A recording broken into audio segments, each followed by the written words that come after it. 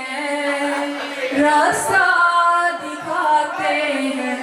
तो बोलो ना कभी तो ये दाता माझी बन जाते हैं, कभी तो ये दाता साथी बन जाते हैं। उंगली पकड़ मेरी रास्ता दिखाते हैं, उंगली पकड़ मेरी रास्ता दिखाते हैं, रास्ता दिखाते हैं, रास्ता दिखाते हैं। तो बोलो ना कभी तो ये दाता माझी बन जाते हैं, कभी तो ये दाता माझी बन जाते हैं।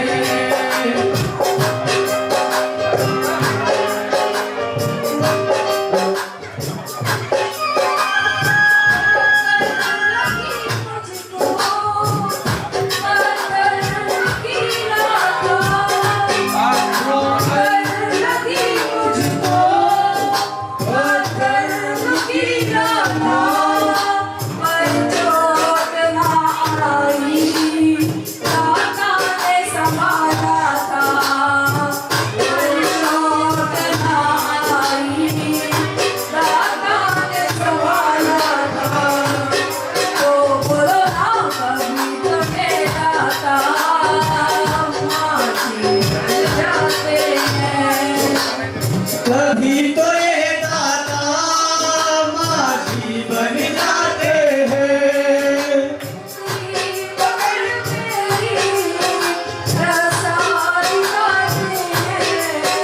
उंगली पकड़ मेरी रास्ता दिखाते हैं, रास्ता दिखाते हैं, रास्ता दिखाते हैं। तो बोलो ना कभी तो ये दाता माझी बन जाते हैं, कभी तो ये दाता माझी बन जाते हैं। ठुकरा दिया हमको तो किसको बोलेंगे, ठुकरा दिया हमको तो किसको बोलेंगे, डरते आकर के चुप चुप के रो देंगे। डरते आकर के चुप चुप के रो लेंगे। बोलो ना कभी तो ये दाता माझी बन जाते हैं, ओ कभी तो ये दाता माझी बन जाते हैं, उंगली पकड़ मेरी रास्ता दिखाते हैं, उंगली पकड़ मेरी रास्ता दिखाते हैं, रास्ता दिखाते हैं, रास्ता दिखाते हैं। बोलो ना कोई दाता माझी बन जाते हैं, कभी कोई दाता माझी बन जाते हैं। बोलो जयकारा बोल मेरे श्री आज का बोल साचे दरबार की जय। कृपा से सब काम हो रहा है। सब काम हो रहा है, आपकी कृपा से सब हो रहा है, आपकी कृपा से ताली बजाते हुए हो रहा है। करते हो तुम करते हो तुम कन्हैया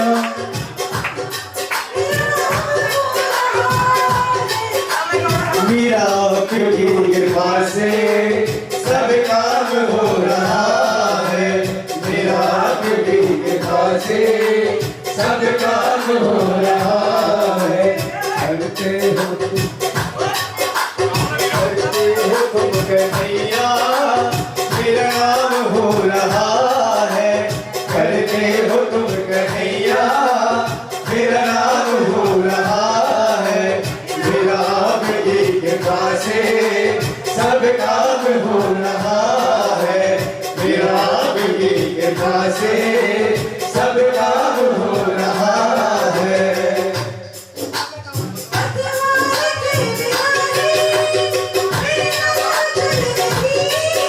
वो पतवार के बिना ही मेरी नाव चल रही है,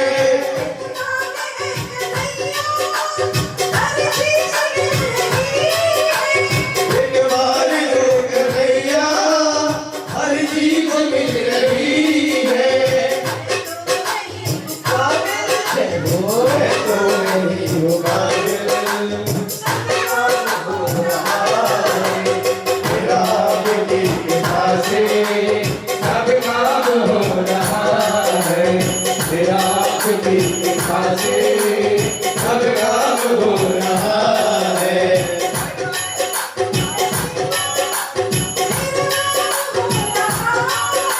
वो करते हो तुम कन्हैया मेरा नाम हो रहा है, आपकी कृपा से सब काम हो रहा है, मेरा आपकी कृपा से सब काम हो रहा है।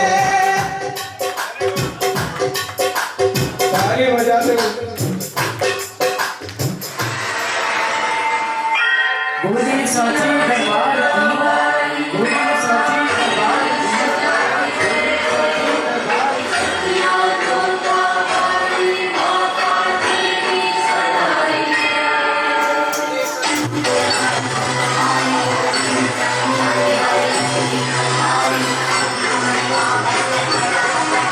बोले साची दरबार की जय, बोले साची दरबार की जय। दोनों हाथों की ताली बजाते हुए, ऐसे नहीं उठाएंगे दोनों हाथ और बजाएंगे मीठे मीठे ताली। दोनों हाथों की तालियों की सेवा करते हुए, शेर नहीं गब्बर शेर है। रंग बरसे रंग बरसे दरबार मैया जी के रंग बरसे रंग बरसे रंग बरसे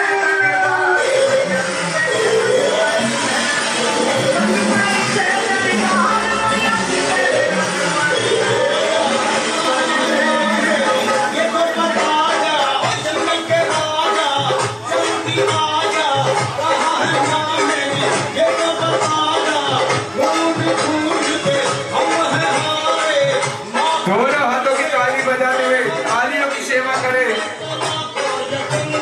यही सुंदर सा रूप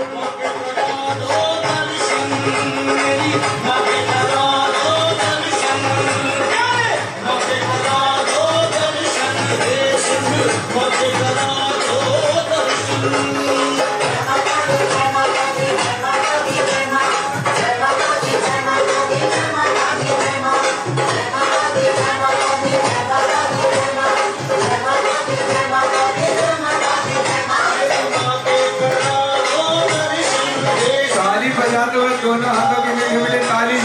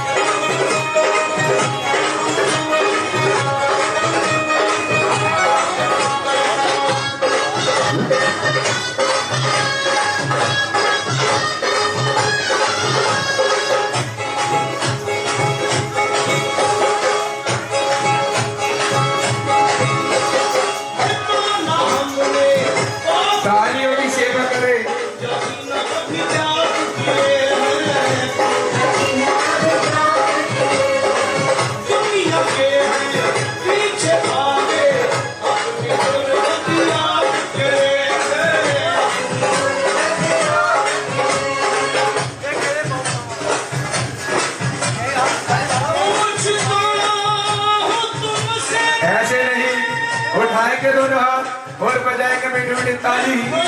क्यों हो जाती है करता हूँ कई कोशिशें, नीयत बदल क्यों जाती है। कह तो माँ से जय हो। माफ कर दो, दिल ये हमारा साफ तो करते हैं तुम्हें भी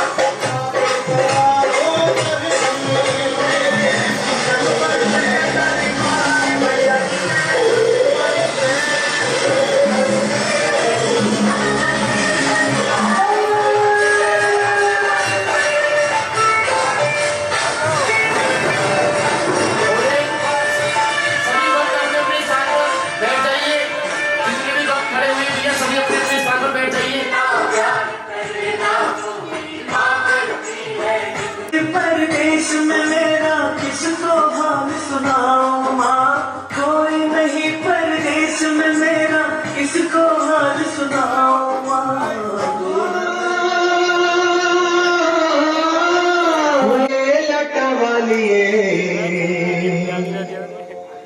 माँ तेरे दरबार झुके सारा संसार, माँ तेरे दरबार झुके सारा संसार, मेरी सुन ले पुकार जोता वालिए, ओ लाटा वालिए, माँ जोता वालिए, ओ लाटा वालिए।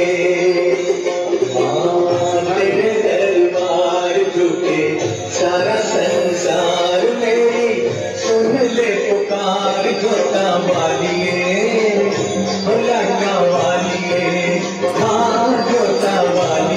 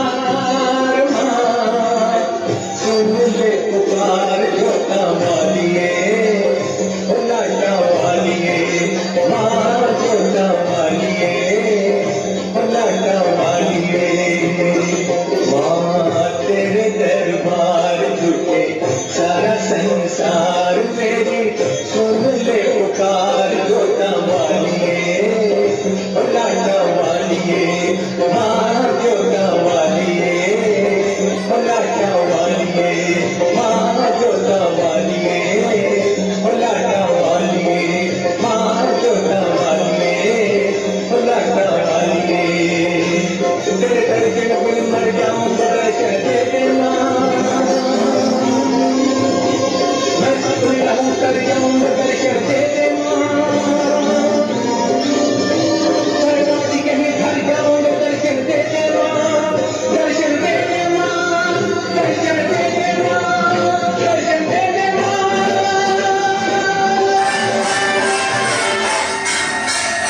और ये साथी दरबार की भक्त ज्ञानू जी की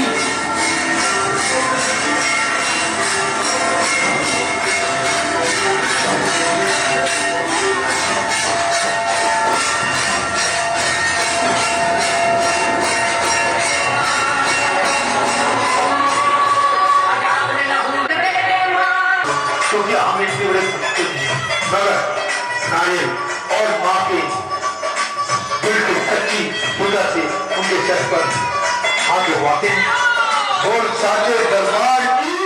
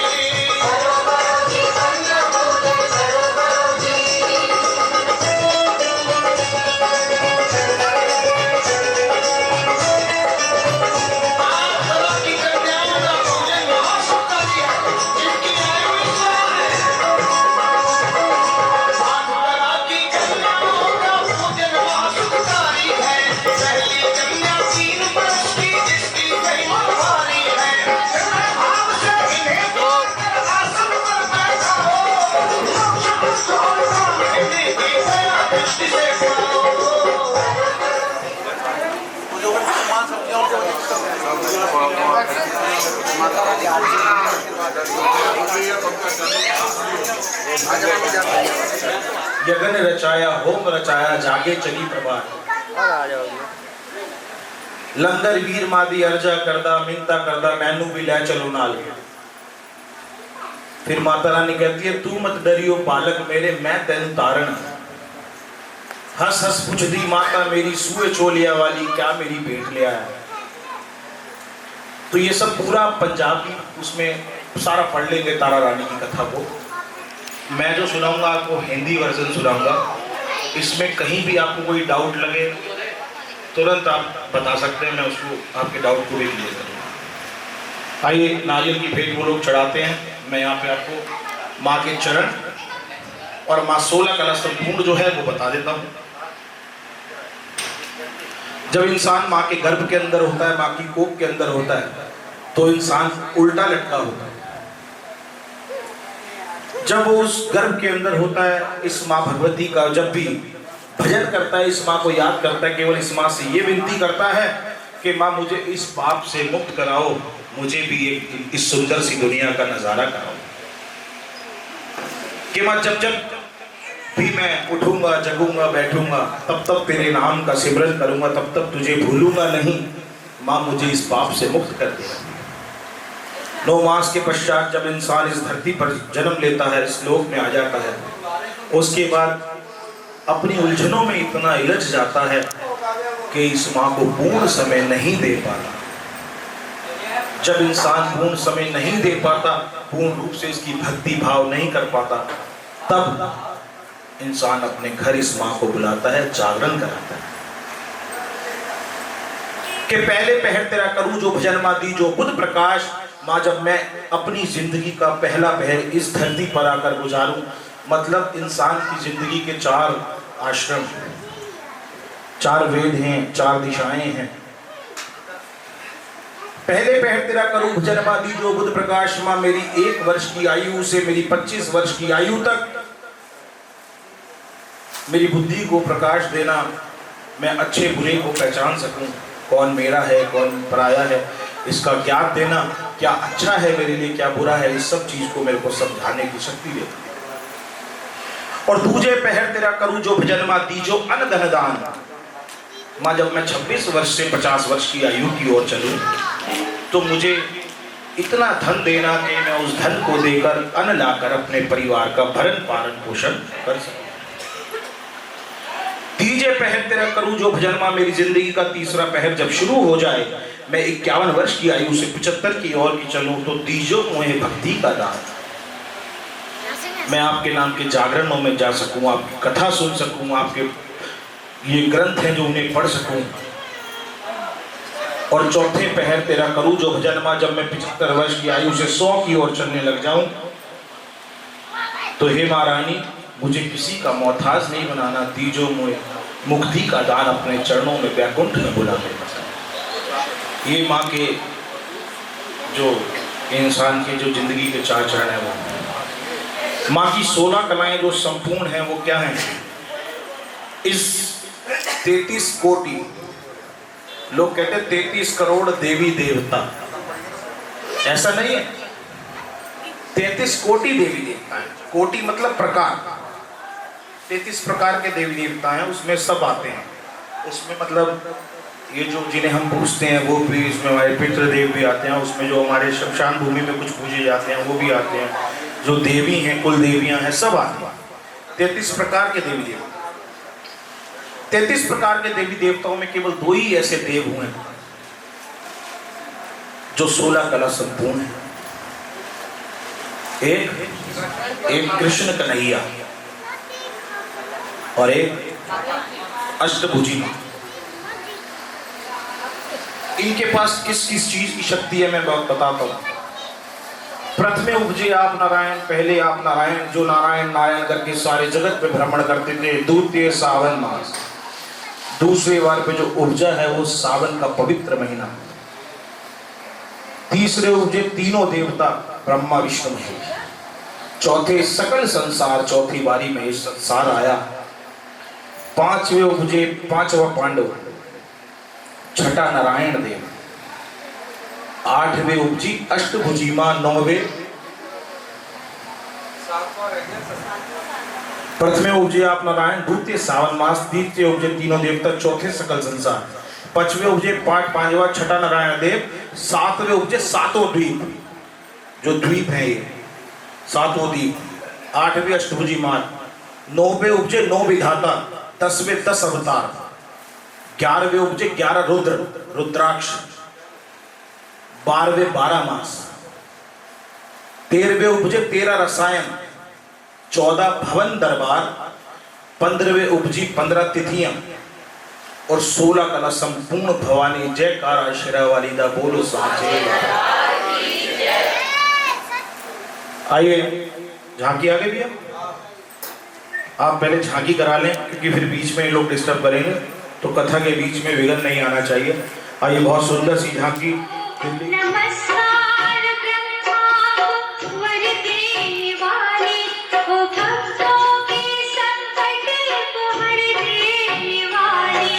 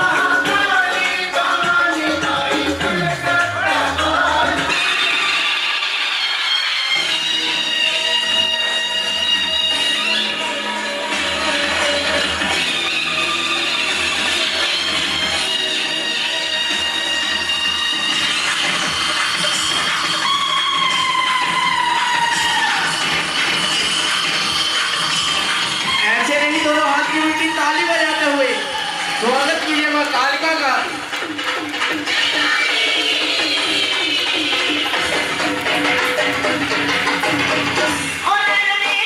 ताली बजाते हुए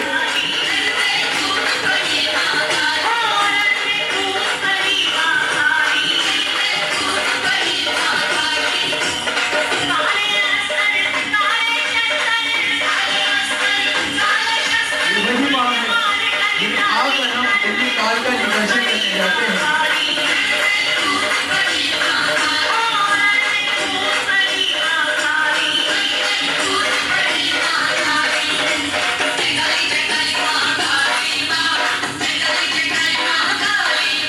दोनों हाथ की मिट्टी ताली बजाते हुए सर दीदार कीजिए माँ कालिका का। उठाइए हाथ और बजाइए जोरदार ताली।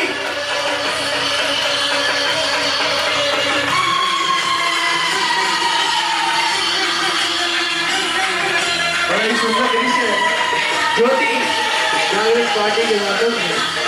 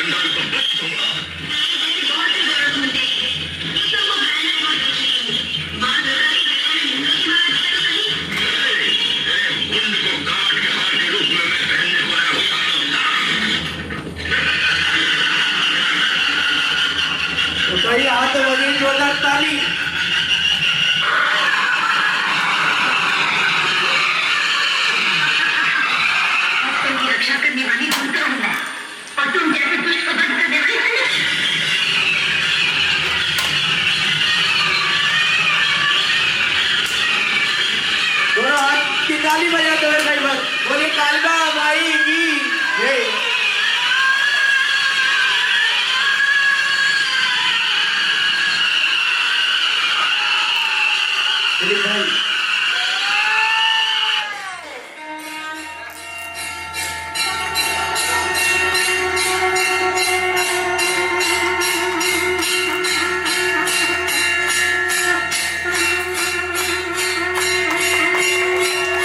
आइए जोरदार तालियां बजाएं। बहुत सुंदर सी झांकी कि आपने दीदार करें।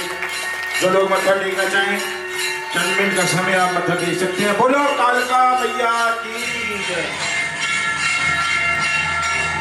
महामारी आपने महिषासुर का वध कर दिया है। कृपया करें संसार में जितने भगवान हैं सभी कोई खड़े होंगे और बारी बारी से आएंगे महामारी के।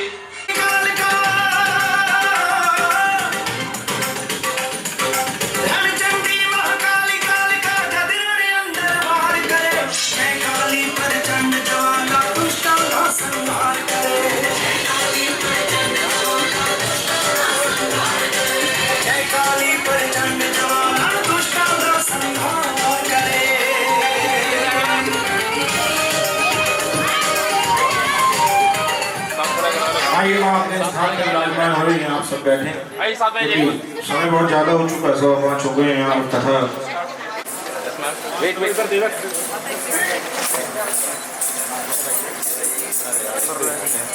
एक सेकंड वेट करेंगे सर, वेट करेंगे। Yes sir. बच्चे से पीछे करो। Okay thank you. सच्चे दरबार की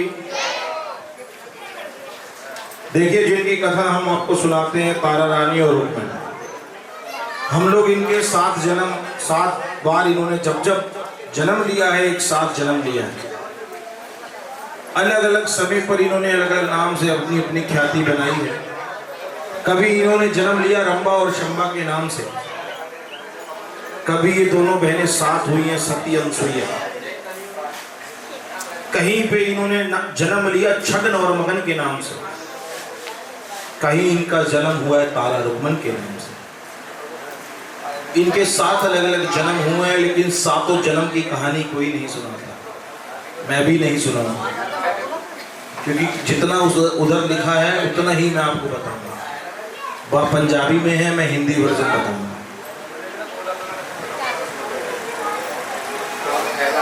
इनके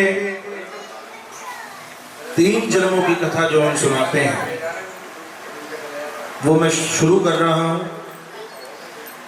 आप बड़े ध्यान से सुने। एक बार जयघोष करें, बोलो सांचे दरबार की जयकारा शेरावाली दा। राजा इंद्र के दरबार में, इंद्र देवता सभी लोग जानते हैं जिनकी कृपा भार बरस रही है। राजा इंद्र के दरबार में 2 अप्सराएं थी, दोनों नृत्य किया करती थी। वो दोनों कौन थी? तारा रुक्मणी, पर उनका जन्म वहां दूसरा था। जहां से ये शुरू है कथा, मैं वहां से आपको सुना रहा हूं। दोनों नृत्य किया करती थी। एक बार सभा लगी थी, दोनों बहनें नृत्य कर रही थी, दोनों नृत्यांगना थी वहां। दोनों नृत्य कर रही थी। नृत्य करते करते सभा के अंदर अष्टवक्र नाम के ऋषि मुनि का प्रवेश हो जाता है। अष्टवक्र नाम बड़ा अजीब सा, 8 भाग, वृक माने आकार। अष्टवक्र वो ऋषि मुनि थे जिनका शरीर 8 भागों में बटा था। शरीर का आकार कुछ ऐसा था, आप अदरक को देख सकते हैं। जैसे ही अष्टवक्र ऋषि ने सभा के अंदर प्रवेश किया, दोनों बहनों ने ऋषि मुनि की ओर देखा, आपस में कुछ बातें करी और उस ऋषि मुनि की दुर्बल काया को देखकर ऋषि का मजाक बनाने लगे। जैसे ही ऋषि मुनि ने दोनों बहनों को, दोनों नृत्यांगनाओं को अपनी ओर हंसते देखा, ऋषि मुनि लोग तो वैसे ही ज्ञानी होते हैं, वो समझ गए कि ये मेरा मजाक बना रही हैं। उन्होंने तुरंत उन्हें श्राप दे दिया कि तुम इंद्रलोक में रहने के काबिल नहीं हो, जाओ तुम्हारा जन्म मृत्यु लोक में होगा। बोलो सांचे दरबार की। दोनों का जन्म मृत्यु लोक में हो गया। मृत्यु लोक कहां पर है पता है आपको? यही लोक, जिस लोक में इंसान के जन्म के बाद मृत्यु निश्चित है। हम सब जानते हैं कि जो यहाँ आया है उसे जाना जरूर है। उसी लोक को मृत्यु लोक कहते हैं। ये लोक मृत्यु लोक है। दोनों बहन का जन्म मृत्यु लोक में हुआ। दोनों बहनों ने एकादशी का व्रत किया। एकादशी कितने लोग व्रत करते हैं? एक बार हाथ खड़ा करके दिखाएं। 11 भी बोलते हैं लोग। हिंदू धर्म, लोग हिंदू हिंदू चीख के पागल है, मैं हिंदू हूं, मैं ये हूं, मैं हिंदू। आप हिंदू, ये सनातन धर्म है। सनातन का मतलब है सच्चा और पवित्र धर्म। आप कोई भी पुराण उठा लो, गीता उठा लो, कुछ भी हमारा जो ग्रंथ है उसे उठा लीजिए, वेद उठा लो, कहीं पे ये नहीं लिखा कि हम हिंदू हैं, कहीं नहीं लिखा। हम लोग सनातन के हैं, सनातन धर्म से बिलोंग करते हैं। सनातन का मतलब सच्चा और पवित्र धर्म जो होता है। और हमारे धर्म के अंदर एकादशी से बड़ा दिन कोई नहीं होता। आपने देखा ना, हम लोग 1 और 11 को बहुत शुभ मानते हैं। एकादशी से बड़ा कोई दिन नहीं होता। और एकादशी के दिन आप व्रत कीजिए या मत कीजिए, लेकिन आज एक बात को गांठ मार के जाना, आप एकादशी के दिन चावल, बैंगन, पालक, मांसाहार कभी भी ग्रहण मत कीजिएगा। वो भी आपका एक उपवास है। बोलो सांचे दरबार की। जो लोग एकादशी के दिन चावल, बैंगन, पालक और मांस ये नहीं खाते एकादशी में, खाते तो लहसुन प्याज भी नहीं है, तामसिक भोजन में आता है। ये हमारे सनातन धर्म के लिए नहीं है, लेकिन जुबान की स्वाद हम लोगों की ऐसे लग चुके हैं, हम लोग सब चीज़ खाते हैं। आप सब चीज़ का सेवन कर रहे हैं। जो यूँ कहते हैं कि मैं प्योर मतलब 100% वेजिटेरियन हूँ, वो भी चीनी खा रहे हैं। शुगर को प्योरीफाई करने के लिए बोन पाउडर इस्तेमाल किए जाते हैं। जो हम लोग कोलगेट्स वगैरह करते हैं, इसके अंदर भी आप पढ़ सकते हैं, मैगी खा रहे हैं, इनमें सब में एसेंस लगे हुए हैं। सब हम सब चीज़ सब लोग खा रहे हैं। इस दुनिया में पवित्र कोई नहीं। मैं अभी पिछले महीने अयोध्या गया था, तो वहाँ पर हर जगह पे घूमते घूमते मैं उस मंदिर में पहुँचा जहाँ पर सीता माता बिहाने के बाद जहाँ पर आई थी, जहाँ डोली उतरी थी उनकी। तो वहाँ पे मेरे बाबा जी के दर्शन हुए। मैंने देखा, बाबा एक भक्त ने बताया कि ये बाबा जी मतलब करीब करीब 60 साल हो गए इन्हें, 60 साल से इन्होंने रोटी नहीं खाई। मैंने कहा यार 60 साल जो बंदा रोटी नहीं खाई, खाते क्या है? कह रहे बाबा जी ड्राई फ्रूट, दूध और फ्रूट पे रहते हैं। मैंने कोई भी रह लेगा, मुझे रख ले। जो काजू बादाम दूध रोटी ये फल मांग रहा है, तो उसे क्या जरूरत है रोटी खाने की? उसकी तो उम्र वैसी बढ़ रही है, वो तो प्योर आइटम्स खा रहा है, अच्छी चीज़ें खा रहा है। तो मैं इन बाबा लोगों पे भी विश्वास नहीं करता। बहुत सारे बाबा हैं, कुछ अच्छे हैं, कुछ बुरे हैं, पर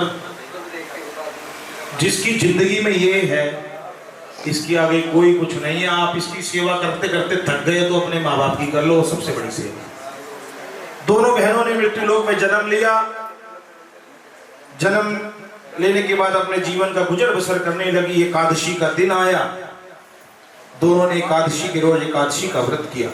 बड़ी बहन ने छोटी बहन को आदेश दे दिया, जाओ बाजार से कुछ ऐसी वस्तु ले आओ जिसमें नाम की कोई चीज ना हो।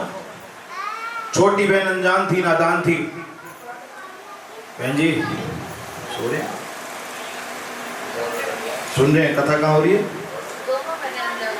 हाँ बहुत बढ़िया। मतलब पता लग रहा है कि आप सुनेंगे तो मैं मतलब बहुत और भी अच्छे से सुनाऊंगा। ये कह रहे हैं 6 बजे, 6:15 भी चलेगा, ऐसा कोई नहीं है। 15 मिनट में ये नहीं कहते कि बाहर निकलो, हमें निकाल देंगे, इसे तो नहीं निकाल पाएगा ना। ये तो अपने टाइम से ही जाएगी, इसे जिस समय जाना है। बड़ी बहन का आदेश पाकर छोटी बहन बाजार की ओर चल देती है। बाजार के अंत में कुछ मांस की दुकानें देखती है, जाकर दुकान वाले से पूछ बैठती है, इसमें कोई अननाम की चीज तो नहीं है? मांस के टुकड़े में किस प्रकार कान होना। दुकानदार भी गर्दन को हिलाकर मना कर देता है, अपने साड़ी के पल्ले से टके को खोलती है, पहले टका चलता था निकाल के उसके हाथ पे रख देती है, कहती है भैया 2 डोने के अंदर बराबर बराबर हिस्सों में बांट दो। दोनों डोनों को लेती है, ऊपर डोने से ढकती है, लेकर घर की ओर चलती है। रास्ते में सोचती है कि घर जाकर भी तो मुझे इस उपवास को खोलना ही है, तो क्यों ना मैं अपने हिस्से के डोने को यहीं ग्रहण कर लेती हूँ। अनजान होती है, अपने हिस्से के डोने के मांस के टुकड़ों को खा लेती है। बड़ी बहन के लिए डोने को लेकर घर आ जाती है। जैसे ही घर आती है, बड़ी बहन नहा धोकर पूजा करने के बाद जैसे ही उपवास खोलने के लिए डोने को लेती है हाथ में, जैसे ही डोने के ऊपर से डोने को हटाती है, पैर तले से जमीन निकल जाती है, हाथ को पीछे खींच लेती है, मांस के टुकड़े जमीन पर गिर जाते हैं। कहते हैं काच्छी के रोज नीचनी तूने मांस का भक्षण किया, मेरे उपवास को खोलने के लिए भी तू मांस के टुकड़े ले आई है, इसका दंड तो तुझे अवश्य भरना पड़ेगा। छोटी बहन नादान होती है, अनजान होती है, माफी मांगने लगती है, कहती है जो तूने करा है इसका तो तुझे दंड भोगना ही पड़ेगा। अगले जन्म में तू ही नीच योनि में जाएगी, कीड़े मकोड़ों को खाकर सारी जिंदगी अपनी गुजर बसर करेगी। छोटी बहन रोने लगती है, कहती है अनजाने में गलती हो गई बहन। कहती है अगर तू अपनी गलती को गलती मानती है, जब इंसान अपनी गलती को गलती मानता है तो दंड उसे फिर भी मिलता है, लेकिन बस ये होता है कि उसकी सजा थोड़ी कम हो जाती है। अगर चोर चोरी कर ले और उसके बाद पुलिस के आगे जाके पेश हो जाए तो पिटाई से बच जाता है, लेकिन कानून की सजा से नहीं बच पाता। उसने कहा देख, जो एक बार मुख से निकल गया वो तो तेरे को श्राप हो गया, श्रापित तो तू हो गई है, लेकिन तू मेरी बहन है, अपनी गलती को मानती है, तो तुझे मैं इस पाप से मुक्त होने का उपाय बता देती हूं कि जब तू अपने प्राणों की आहुति देगी, दूसरों के प्राणों की रक्षा को करेगी, तब तू इस पापी जीवन से मुक्त हो जाएगी। कह दो जय माता दी। एक बार सब मिलकर कह दो जय माता दी। सब मिलकर बोलेंगे तो मुझे पता लगेगा सब सुन रहे हैं।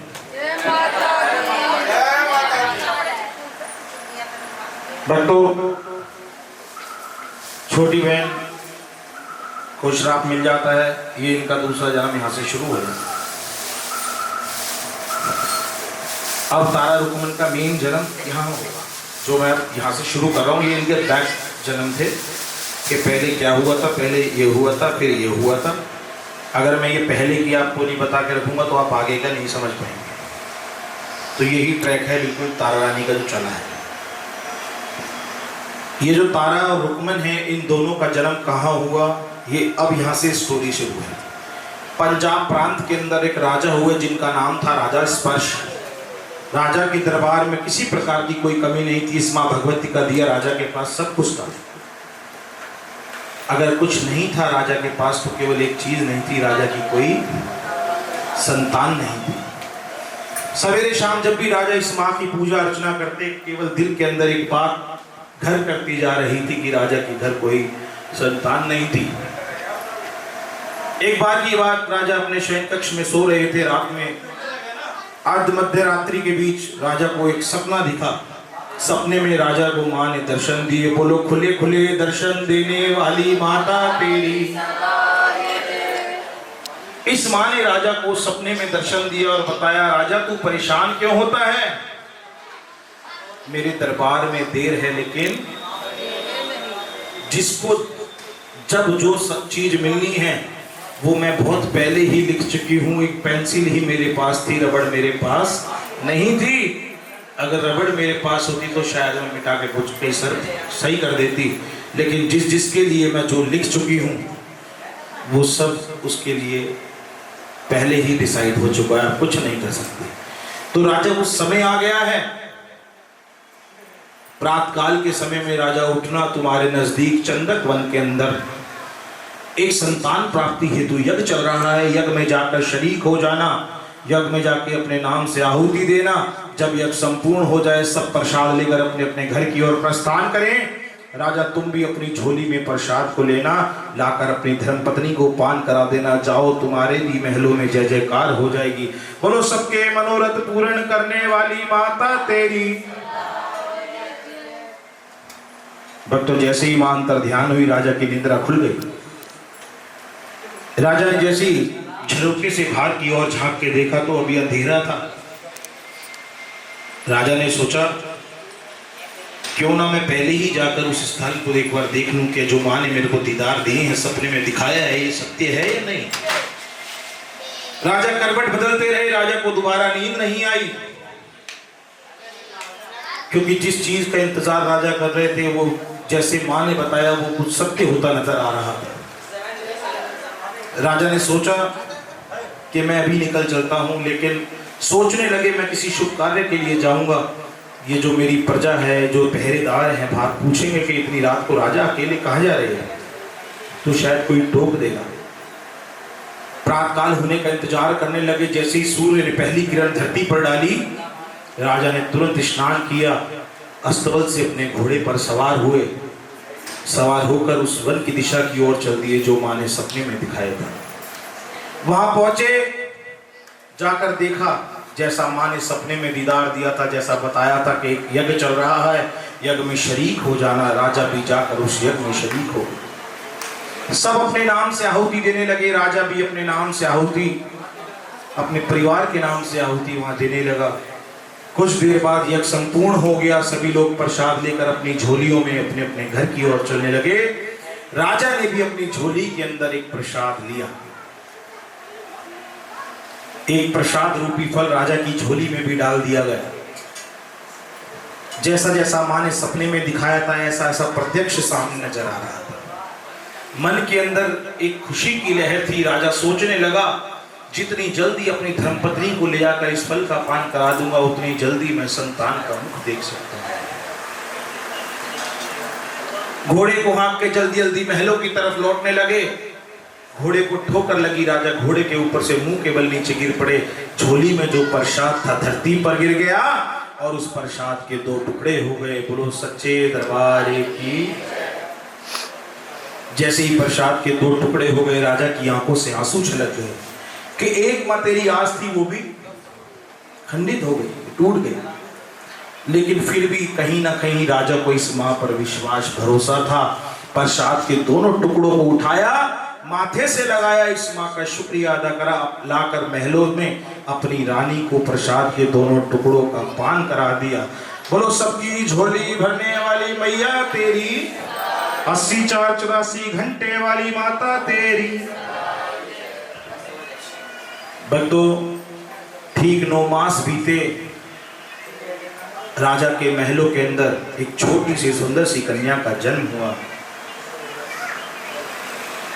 अभी प्रसाद के एक टुकड़े का फल मिला था, दूसरे का मिलना बाकी था। कन्या का जन्म हुआ। 4 दिन पश्चात जब नामकरण किया जाता है बच्चे का, पंडित जोशियों को बुलवाया गया। कन्या की कुंडली को दिखाया गया, कुंडली बनाई गई। बेटा सीधे होकर बैठो। कन्या की कुंडली बनाई गई। पंडितों ने जब कुंडली तैयार करी, कहने लगे राजन, ये कन्या बड़ी भाग्यवान कन्या है, माँ भगवती की परम उपासिका है।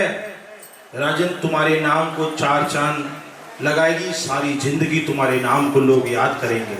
आज याद कर रहे हैं राजा इस वर्ष को। इस कथा के बिना जागरण पूर्ण नहीं होता कि राजन, तारों की छांव में इस कन्या ने जन्म लिया है, जाओ इसका नाम क्या रख दो। उस कन्या का नाम तारा रख दिया गया। ठीक 9 मास बीते, फिर दूसरी कन्या का जन्म हुआ। फिर पंडित जोशियों को बुलवाया गया, कुंडली बनवाई गई।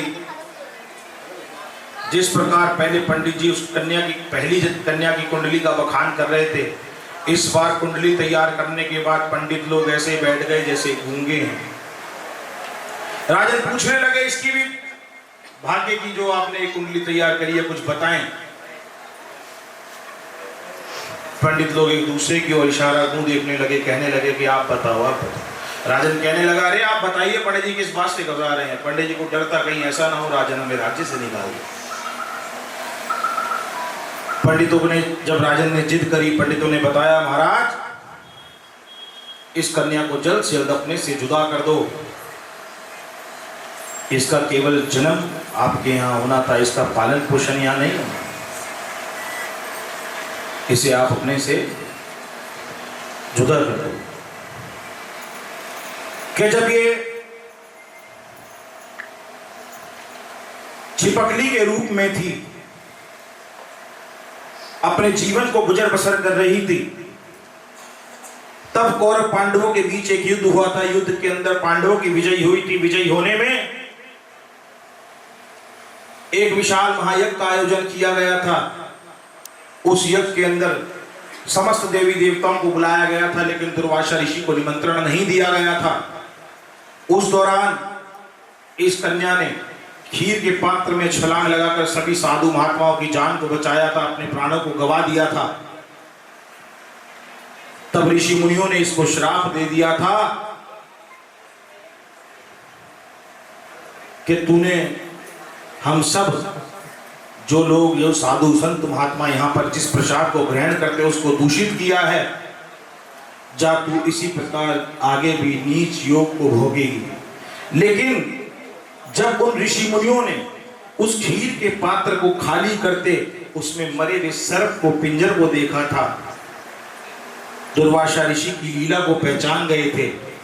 तब सबने मिलकर इसके लिए ब्लेसिंग करी थी, इसको दुआ दी थी, इसके लिए विनती करी थी कि इसका जन्म किसी राजा के घर में होगा। राजन, इसका जन्म आपके घर में हुआ है, लेकिन पालन आपके घर में इसका नहीं होना, इसे अपने से जल्द जुदा कर दो। इतनी बात सुनते राजा आग बबूला हो गया। तुरंत म्यान से तलवार को निकाला, कन्या पे वार करने के लिए चल दिया। तुरंत पंडित जी ने हाथ पकड़ लिया, कहने लगे कन्या मारन पाप राजा, कन्या मारन पाप। अरे इस संतान के लिए तुम जगह जगह भटक रहे थे, आज माँ ने 2 कन्या दे दी, तुम एक का वध कर रहे हैं। राजन, इसका वध मत करो, लकड़ी का एक संदूक बनवाओ, हीरे मोती जवारत बनने उस पर जड़वा दो। आपके दरबार में कोई कमी नहीं, माँ भगवती की अपार कृपा है। ये कन्या भी अपना नसीब लेकर पैदा हुई है। एक काम कीजिए, जितना पैसा इसकी पढ़ाई, शिक्षा, विवाह में आप खर्च करेंगे, उतने पैसे की बेहद कीमती अशरफी मोहरे पन्ने इसके साथ रख दो। बहते जल के अंदर इसको प्रवाह कर दो। जिसके भी पास ये कन्या जाएगी, इतना माल धन दौलत देखने के बाद वो इस कन्या का अच्छे से पालन पोषण करेगा और इस अशरफी पन्नों को बेचकर इस कन्या का कहीं अच्छी जगह विवाह भी करेगा। भक्तों, ऐसा ही हुआ। लकड़ी का एक संदूक बनवाया गया, हीरे मोती जवाहरात पन्ने उस पर जड़वाए गए। उस छोटी सी कन्या को उसमें लिटाया गया और राजन नदी के किनारे उसको लेकर आ गए। उस छोटी सी कन्या के हाथों पे थोड़ी सी हल्दी लगाकर राजा ने कहा कि बड़ी करके तो मैं तुझे विदा ना कर सका बेटी, लेकिन जा मैं तुझे आज विदा कर रहा हूं। जिस भी घर जाए तू सदा खुश रहे। राजा अपनी आंखों में आंसू लेकर लौटते हुए उस कन्या को, छोटी सी कन्या को उस जल में प्रवाह करके आ गया। बक्सा बहते बहते बहते बहते काशी नगरी घाट पहुंच गया। कहाँ पर है काशी नगरी? अब तो सब लोग जानते हैं, क्योंकि टारगेट पे ही 2-3 चीजें हैं, तो इसलिए सब लोग जानते हैं। वैसे काशी की हकीकत पता है किसी को? क्या है काशी में? क्या है काशी में? देखो कितना बढ़िया जवाब दिया इन्होंने कि उसमें हिंदू विश्वविद्यालय और कोई संकट मोचन मंदिर। Very good. काशी है क्या? What is Kashi? काशी में शिव रहते हैं, आप बताएं। अघोरी रूप में शिव जी है। अघोरी रूप में, बहुत सुंदर। और कोई? गंगा जी है, बिल्कुल राइट। आगे और कोई? मैं बताता हूँ आपको, आप जब शिव पुराण पढ़ेंगे तब आप उसे जानेंगे।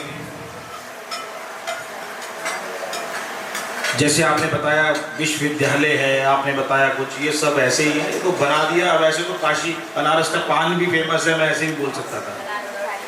बनारसी साड़ी बहुत फेमस है, बहुत सारी चीजें। राजा हरिश्चंद्र का घाट है वहाँ पर। तो ये सब तो छोटी छोटी बातें हैं। मैं आपको एक बहुत मोटी और बड़ी जेन्युइन बात बता रहा हूँ। 2 बातें बता रहा हूँ। हमारी दुनिया का सबसे पहला वृद्ध आश्रम काशी में। जिन बच्चों से अपने माँ बाप की सेवा नहीं होती, वो उन्हें काशी कहते नहीं, काशी छोड़िया कहते हैं ना। सबसे पहला वृद्ध आश्रम काशी में है। और काशी क्या है मैं आपको ये बताता हूँ। आप देखें, ये भोलेनाथ, इनके हाथ में त्रिशूल है। त्रिशूल के बीच में जो सेक्शन है, ये जो बीच का, इसे बोलते हैं त्रिकुटा, जो सेंटर है, ये चोंचदार होता है और ऊंचा होता है उस दोनों के पार्ट से। जब जब ये दुनिया का नाश हुआ है, जब जब विनाश हुआ है, ये दुनिया खत्म हुई है, तब तब त्रिलोकी के नाथ भगवान शंकर ने उस काशी नगरी को उस त्रिकुटा पे उठा लिया है। और जब तबाही समाप्त हो गई है, जल जल होने के बाद सब खत्म हो गया, फिर भोलेनाथ ने उसे वहां पे त्रिकुटा पे को नीचे लाके उस काशी को स्थिर कर दिया है। उस काशी से ही फिर दोबारा दुनिया का संचालन हुआ। ये है काशी।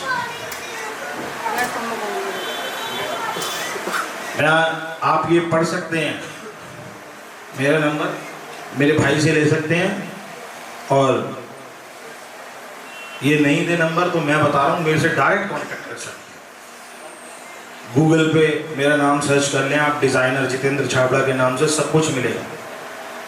आपको लगे कि हाँ मैंने गलत बताया, आप तुरंत पकड़ सकते हैं, मैं बिल्कुल एग्जैक्ट बताऊँगा। अच्छा, कोई बताएगा कि हनुमान जी महाराज, सभी लोग जानते हैं कलयुग के देवता हैं, पल में सुन लेते हैं, और उनकी धर्मपत्नी का नाम कौन जानता है?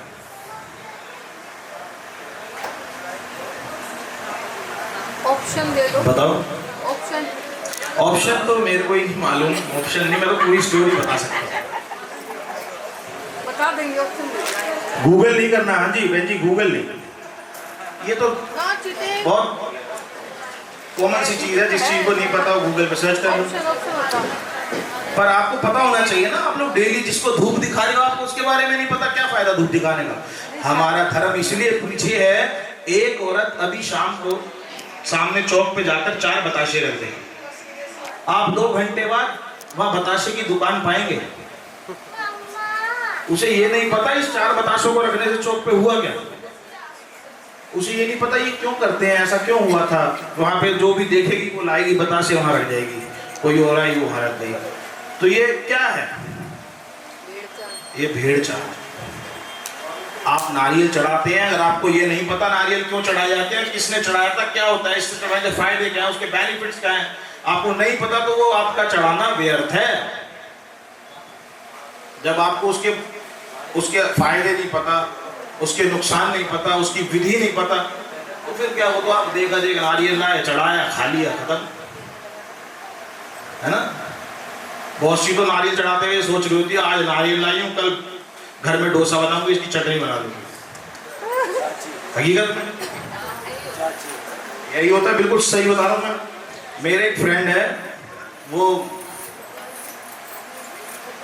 मेरा जागरण था कोंडली में, हंसराज हंसी के साथ मेरा प्रोग्राम था, और मेरा एक फ्रेंड था, वो कह रहा यार मैं आऊँगा जागरण में, मेरे को एक बार उनसे मिलवा भी देना, और मेरा मन है बहुत दिन से जागरण में नहीं आया। मैंने ठीक है, मैंने उसे बुलाया, तो वो अपनी वाइफ को लेकर आया, तो वाइफ को लेकर आया, वो वहाँ पे नारियल वगैरह, चुन्नी माता के सब लेकर आया।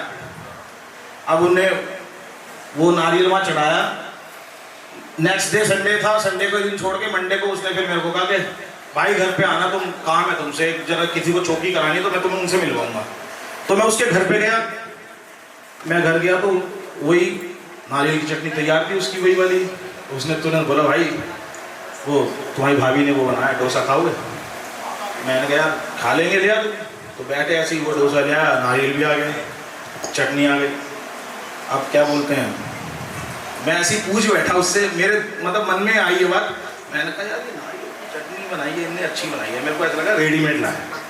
मैंने कहा ये रेडीमेड ली है? उन्होंने कहा नहीं यार, वो परसों नारियल नहीं चढ़ाया था मंदिर में वहाँ पे, वो फिर तुमने दे दिया था, वो भी खोला था, किसी ने खाया नहीं, ऐसे ही पड़ा फ्रिज में सूख रहा था, तुम्हारी भाभी ने डोसा बनाया, इसकी चटनी बनाई, समझते हो। तो ये हमें बहुत से लोग हैं उन्हें नहीं पता। देख किसने देख लिया हनुमान जी की धर्मपत्नी का नाम? कहाँ पे पता लगा? गूगल ना। कौन थी वो? और कौन थी वैसे? कहाँ शादी हुई थी हनुमान जी की, क्यों शादी हुई थी? भाई यही देखा, ये गूगल देखो। मैं बताता हूँ आपको। नहीं, वो उनसे तो उनका मकर ध्वज पैदा हुआ था। वो जो मछली ने उनके, जब वो पर्वत लांग के जा रहे थे तो वो एक बूंद उनका पसीना गिरा था, तो वो मछली ने ग्रहण कर लिया था, जिससे मकर ध्वज उनका पुत्र पैदा हुआ था। सुरबचला उनकी धर्म पत्नी है। जो लोग आपने देखा है, बड़े बड़े संत महात्मा लोग आते हैं। मेरा सवाल था, आचार्य श्री राम भद्राचार्य, सुना होगा आपने नाम? राम भद्राचार्य जी, जिनका चित्रकूट के अंदर आश्रम है, आंखों से ब्लाइंड है, बाय बॉय, जन्मसिद्ध सूरदास हैं। वो श्री राम कथा करते हैं। ये मोदी वोदी सब उनके पीछे पीछे फिरते हैं। मेरा सौभाग्य रहा, मैंने गाजियाबाद घंटा कर्रा मिला मैदान, आई थिंक 2013 या 14 में मैंने कथा करी। मलुक पीठाधीश्वर राजेंद्र दास जी महाराज वृंदावन वालों की। देन उसके 2 दिन के गैप के बाद सुमंगलम परिवार गाजियाबाद ने राम भद्राचार्य जी महाराज से कथा कराई, श्री राम कथा। उसमें जितना भी डेकोर पूरा पार्ट था, वो सारा सेक्शन मेरा था। तो मैं डेली कथा में था, आगे बैठता था, सारा स्टेज की सज्जा वज्जा का काम मेरा ही था। तो ऐसी बातों में मैंने उनसे ये सवाल कर लिया। मेरा भी सौभाग्य रहा कि मैं बहुत दूर दूर शादी करने लोगों की जाने लगा। तब मेरे को, मैं एक बार आंध्र प्रदेश गया था। तो आंध्र प्रदेश जब मैं गया था, तब मेरे को ये सौभाग्य मिला कि मैं वहाँ पर हनुमान जी और उनकी धर्मपत्नी के दर्शन करके आया, मूर्ति के। तब मुझे ये पता लगा था कि हाँ, वाकई हनुमान जी की शादी हुई। ये सूर्य देव की पुत्री थी और सूर्य इनके गुरु थे।